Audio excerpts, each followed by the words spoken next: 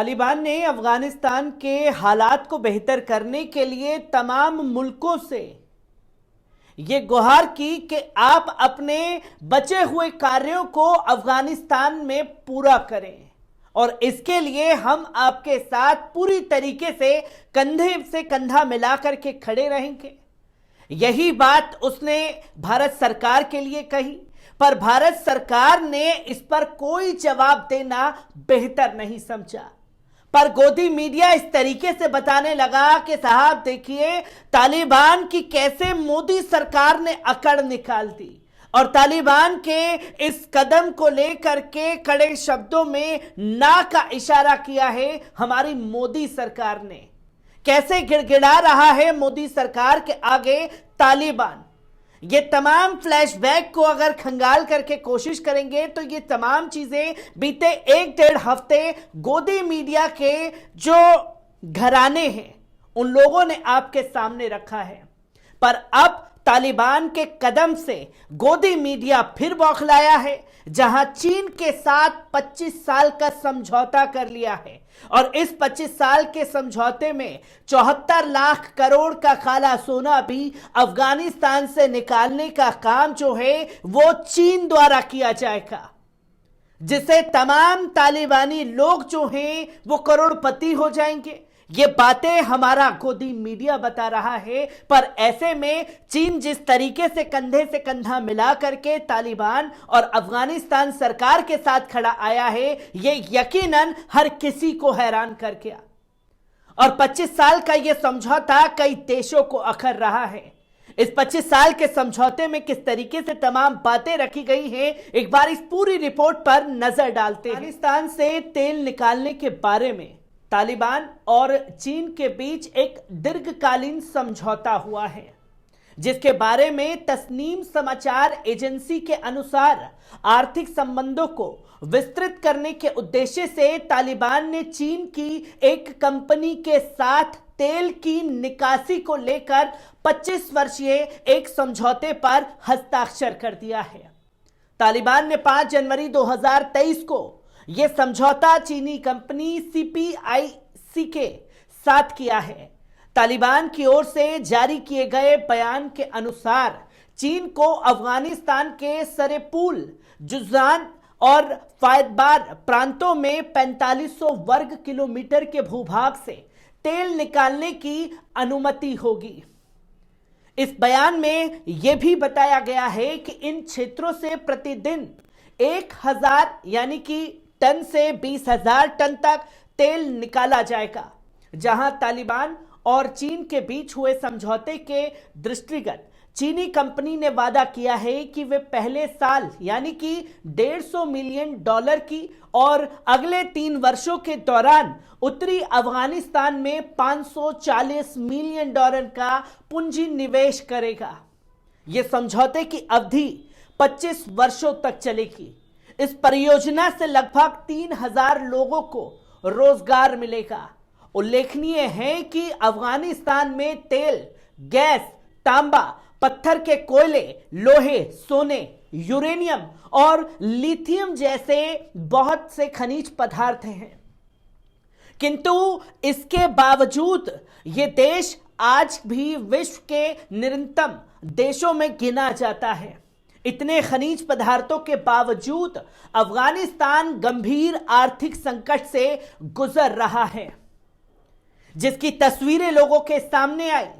आपको बता दें कि अफगानिस्तान से अमेरिका के पलायन के बाद चीन ने अब अपनी गिद्ध नजर गड़ा दी है, जो कि हमारा गोदी मीडिया बता रहा है। चीन ने अफगानिस्तान की तालिबान सरकार के साथ $54 करोड़ का तेल और गैस निकालने का समझौता कर लिया है। विशेषज्ञों का इस पर साफ तौर पर कहना है कि यह केवल अभी तो शुरुआत है और आने वाले समय में चीन तालिबान के साथ सोना निकालेगा, लिथियम समेत कई अनमोल धातुओं के लिए डील कर सकता है। यही नहीं, चीन ने अफगानिस्तान के साथ उससे लगे मध्य एशिया के अन्य देशों में भी बड़े पैमानों पर निवेश करना शुरू किया है। चीन की नजरें सब रेयर अर्थ पर हैं, जिसका भंडार अफगानिस्तान में 1 से 3 ट्रिलियन डॉलर का हो सकता है। एक अनुमान के मुताबिक अफगानिस्तान में 74 लाख करोड़ रुपए का सोना, लिथियम और अन्य मिनरल छिपे हुए हैं। इस ताजा डील के तहत चीन की शिनजियांग सेंट्रल एशिया पेट्रोलियम ने तालिबान के साथ तेल और गैस की डील पर मोहर लगा दी है। कंपनी ने कहा है कि वे अगले 3 साल में अमू दराया बेसिन को विकसित करेगी, जो उत्तरी अफगानिस्तान में है।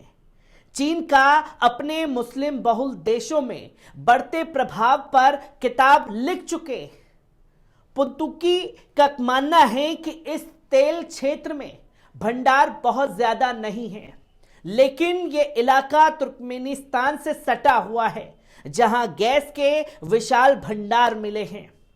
तालिबान को उम्मीद है कि इससे उसकी आर्थिक व्यवस्था के विकास का रास्ता जो है वो साफ हो सकता है। पंतुक्की ने कहा है कि मैं नहीं जानता हूं कि यह चीन के साथ कई समझौतों की शुरुआत मात्र है, लेकिन हम ये देखेंगे कि कई चीनी कंपनियां अफगानिस्तान आती रहेंगी।